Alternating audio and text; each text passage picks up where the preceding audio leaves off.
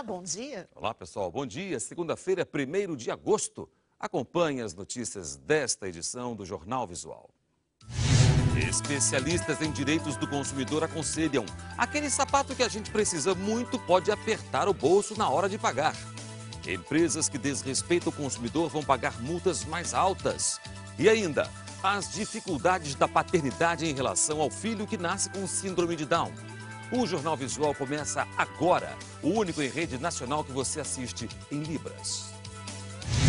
As empresas que desrespeitam o consumidor vão pagar multas mais altas. Segundo o PROCON, o reajuste feito pelo Ministério da Justiça vai garantir os direitos de clientes. O desrespeito ao consumidor custa bem mais caro a partir de agora. As multas aplicadas pelo Departamento de Proteção e Defesa do Consumidor, o DPDC, foram corrigidas depois de 11 anos praticamente congeladas. As multas para as empresas que desrespeitam o Código de Defesa do Consumidor ainda eram calculadas em UFIR, a unidade fiscal de referência usada no passado para corrigir dívidas com impostos e extinta no ano 2000. Por conta disso, o Ministério da Justiça decidiu adotar o Índice Nacional de Preços ao Consumidor Amplo, o IPCA, para reajustar os valores. O valor mínimo subiu de R$ 212 para R$ 400 e o máximo passou de 3 milhões para 6 milhões de reais. A lei estabelece os critérios para o cálculo. Quanto maior o prejuízo, o número de pessoas lesadas e o tamanho da empresa, maior é o valor da multa. A multa, ela tem um caráter pedagógico. Justamente, ela está alta para intimidar, eu diria até, o fornecedor de produtos e serviços e que eles se preparem cada vez mais para estarem aptos, habilitados para conduzir um atendimento perfeito. O Antônio Francisco, há 1 ano, tenta resolver um problema com a operadora de celular e acha que falta mesmo cobrar com mais rigor as empresas. Eu acho que é a única solução e o único caminho, porque senão nós vamos ficar sobrecarregando o serviço público, inclusive a própria justiça, com ações que não deveriam acontecer. E são justamente as empresas de telefonia que mais são autuadas. Nos últimos 18 meses, foi para o setor 1/3 das multas aplicadas. Os valores recolhidos em multas pelo Departamento de Proteção e Defesa do Consumidor vai para um fundo de direitos difusos que financia projetos de valores para a sociedade. Meio ambiente, consumidor, patrimônio artístico, cultural. No ano passado, o valor arrecadado com as multas foi de cerca de R$ 170 mil. Você é daquele tipo de pessoa que não resiste a uma liquidação? Se a resposta for sim, tente se controlar, aconselham os especialistas em direitos do consumidor. Aquele sapato que a gente precisa muito pode apertar o bolso na hora de pagar. Os lojistas anteciparam as liquidações de inverno e, em alguns casos, os descontos chegam a 70%. A estratégia dá certo. Os preços baixos atraem os consumidores. O movimento neste shopping em Brasília costuma aumentar 3 vezes mais por causa das promoções. E não é difícil encontrar pessoas que vêm comprar um determinado produto e acabam gastando mais. Normalmente você vem no shopping, às vezes você precisa de uma única coisa. Aí você começa a olhar, começa a ver promoção, a promoção começa a conversar com você e falar assim, poxa, me leva, e aí é impossível resistir. E fico descontrolada, compro 2 sapatos, fico doida. É difícil resistir às compras com tantas vitrines anunciando descontos tentadores. Mas antes de sair gastando, é bom parar um pouquinho e avaliar se a compra é realmente necessária. A pessoa tem uma falsa impressão que nunca mais vai achar um produto como aquele naquele preço. Então, o que ela deve perguntar para ela mesmo é: eu preciso agora? Eu tenho dinheiro para pagar à vista? Se as 3 respostas forem sim, ela pode comprar. Para que o barato não saia caro, é importante saber que produtos em liquidação não podem ser trocados, somente se apresentar defeito de fabricação. Para as compras pela internet, o prazo de troca é de 7 dias.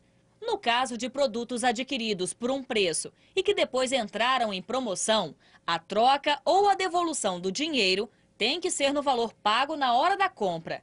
Para evitar que os brasileiros comprem mais do que possam pagar, o Instituto de Defesa de Relações de Consumo estuda rever algumas regras do Código de Defesa do Consumidor. Na reforma atual do Código de Defesa do Consumidor, tem dispositivos proibindo o banco emprestar acima da capacidade de pagamento e proibindo qualquer tipo de lojista utilizar artimanhas nas propagandas, como em 4 vezes sem juros, sem entrada. Então, essas frases que estimulam o consumo serão revistas no Código e serão proibidas.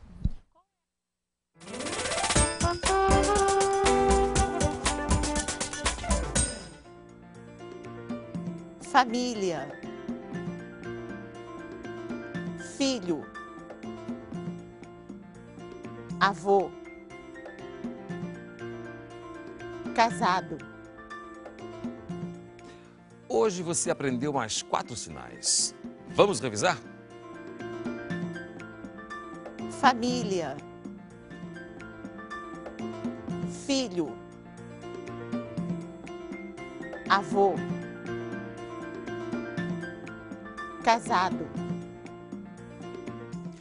Em tempos de bullying e campanhas pela tolerância às minorias, o monólogo Filho Eterno, adaptado do premiado livro do curitibano Cristóvão Teza, em cartaz no Rio de Janeiro, abriu uma ponte de diálogo quanto ao preconceito. A peça aborda a relação de um pai e seu filho com o síndrome de Down. A aceitação do diferente. O monólogo Filho Eterno é uma adaptação do livro escrito por Cristóvão Teza. A história é baseada na vida do autor e fala sobre a dificuldade de um pai em aceitar e amar o próprio filho, Felipe, uma criança com síndrome de Down. Largando-se no meu pescoço toda manhã para o mesmo abraço sem pontas. Hoje tem jogo, filho! O mundo da intolerância em que o personagem está inserido cria diversas situações de paranoia. Acima das minhas qualidades. Charles Fricks é o único ator em cena e o desafio foi entrar em um mundo tão distante da realidade dele. O que você aprendeu com essa história, Charles? Como a gente é intolerante, né? Como a gente tem preconceito. Eu acho que o Filho Eterno, o livro e a peça, fala disso, de intolerância, da dificuldade de aceitar o diferente, de aceitar o outro, de se colocar no centro do mundo e você querer que as coisas sejam iguais a você. É por isso que eu acho que o livro fez tanto sucesso. Um dos motivos é esse. Por isso que eu acho que a peça toca tanto também, porque é isso. Você não precisa ser pai para sair tocado, como a plateia tem saído daqui. É só você estar em algum relacionamento humano. A lição atingiu o público. Qual a sua proximidade com esse mundo da síndrome de Down? Pois é, eu não tinha proximidade nenhuma. Então, para mim, até desde as informações técnicas que eu obtive até as informações, vamos dizer assim, emocionais, para mim foi muito impactante. Essa construção de uma paternidade que é feita ao longo da peça, ele vai mostrando a construção do afeto, né, que ele vai adquirindo pelo filho, é um negócio genial, texto genial. Olha, eu achei incrível. Fala com uma nobreza, assim, com uma delicadeza do problema, né, ao mesmo tempo com uma profundidade que eu estou super comovida. Entendeu? Para o casal Leonice e Júlio Nascimento, a história é uma volta no tempo. As características do filho Gustavo pegaram os dois de surpresa. Eles não sabiam que o menino tinha síndrome de Down. Uma criança especial, na realidade, é uma oportunidade para nós, que Deus nos dá. Porque eles são felizes do jeito que tiver, do jeito que for, eles estão felizes. Pais que têm crianças como ele, todos dizem que são pais especiais. Pais especiais, filhos especiais. Gustavo quer trabalhar com música e revela uma paixão. Você disse pra mim que você quer ser DJ, não é isso? É, DJ. Qual o tipo de música que você mais gosta? Funk.